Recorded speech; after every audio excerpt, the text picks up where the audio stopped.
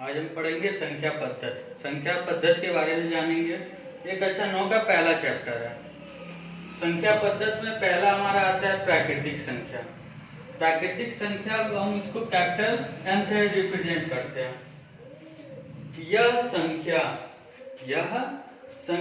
यह संख्याएं एक से अनंत तक होती हैं। मतलब प्राकृतिक संख्या जो होती है एक से अनंत तक होती है। एक से अनंत का मतलब क्या होता है? मतलब एक से स्टार्ट हो और जहां तक हम लिख सकें।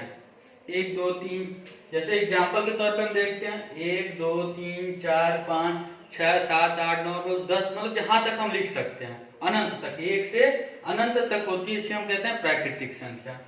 और दूसरा हमारा होता है पूर्ण संख्या। दूसरा हमारा होता है पूर्ण संख्या। इसको हम इंग्लिश के कैपिटल W से रिप्रेजेंट करते हैं। यह संख्याएं 0 से अनंत तक होती हैं। जो हमारा पूर्ण संख्या होता है वह 0 से अनंत तक होता है। प्राकृतिक संख्या था 1 से अनंत तक था, लेकिन पूर्ण संख्या जो होता है वह 0 से अनंत तक होता है। अगर हम प्राकृतिक संख्या में 0 लगा देते हैं, प्राकृतिक संख्या के आगे 0 लगा देते हैं और इसको अनंत तक होता है 0 1 2 3 4 5, मतलब जहां तक लिख सकें, ये हमारा पूर्ण संख्या हो गया। अब हमारा तीसरा आता है पूर्णांक। इसको इंग्लिश के कैपिटल Z से रिप्रेजेंट करते हैं। इंग्लिश के कैपिटल Z से रिप्रेजेंट करते हैं सभी पूर्ण संख्याएं, मतलब सभी पूर्ण संख्याएं तथा ऋणात्मक संख्याएं 0 के साथ मिलकर पूर्णांक बनाती है। मतलब पूर्णांक संख्या में सभी पूर्ण संख्या आती है और ऋणात्मक संख्याएं 0 से साथ मिलकर पूर्ण बनाती है। एग्जाम्पल के तौर में हम देखेंगे 0 के अगर हम राइट साइड जाते हैं तो हमारा प्लस में आता है, अगर 0 के लेफ्ट साइड में आते हैं तो ये माइनस में आता है। मतलब 0 से इधर अनंत तक और 0 से माइनस की ओर अनंत तक ये हमारा हो गया पूर्णांक। इसको इंग्लिश के कैपिटल Z से रिप्रेजेंट करते हैं। ये दो प्रकार का होता है। पहला जो होता है धनात्मक और दूसरा ऋणात्मक। इसके बाद हम आ गए अभाज्य संख्या। अब हम जानेंगे अभाज्य संख्या क्या होती है। एक से बड़ी वे प्राकृतिक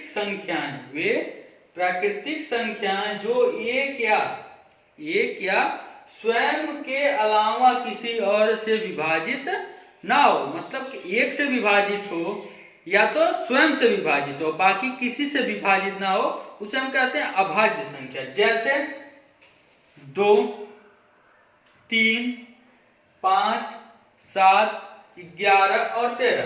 2 क्या होगा? या तो 1 से कटेगा या तो खुद 2 से कटेगा, या तो 1 से कटेगा या तो 2 से कटेगा। 3 हमारा या तो 1 से कटेगा या तो 3 खुद से ही कटेगा।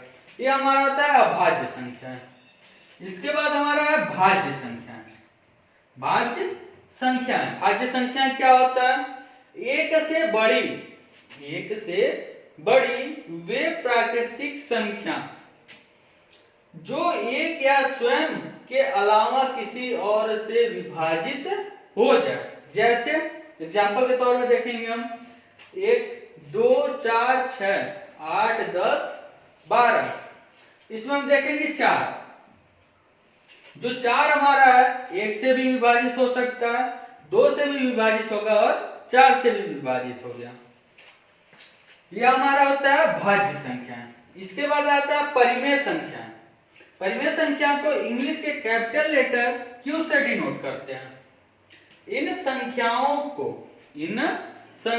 को P/Q के रूप में लिखा जा सकता है।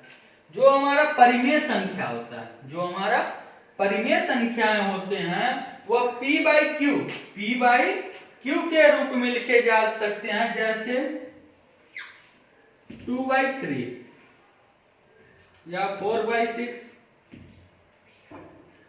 इसे हम कहते हैं परिमेय संख्या, जिसको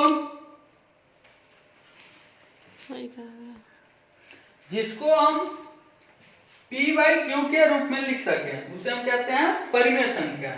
इसके बाद हमारा आता है अपरिमेय संख्या। वे संख्याएं जिन्हें हम p बाई क्यू के रूप में नहीं लिख सकते हैं।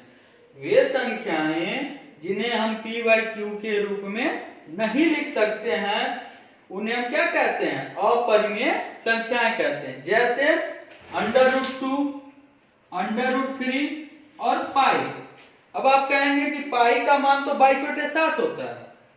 पाई का मान कितना होता है? 22/7 होता है, लेकिन ये एग्जैक्ट मान नहीं होता है। पाई का एग्जैक्ट मान नहीं होता है, इसको भी हम नहीं लिख सकते हैं। ये भी पाई भी हमारा क्या हो गया? अपरिमेय संख्या हो गया। अब वो आता है हमारा वास्तविक संख्याएं। लास्ट इसके बाद हमारा आता है वास्तविक संख्याएं। वास्तविक संख्याएं इंग्लिश के कैपिटल लेटर R से डिनोट करते हैं। वास्तविक संख्याएं को हम इंग्लिश के कैपिटल लेटर R से डिनोट करते हैं। सभी संख्याओं का संग्रह वास्तविक संख्या होता है। मतलब सभी संख्याओं का संग्रह क्या कहलाता है? वास्तविक संख्या कहलाता है।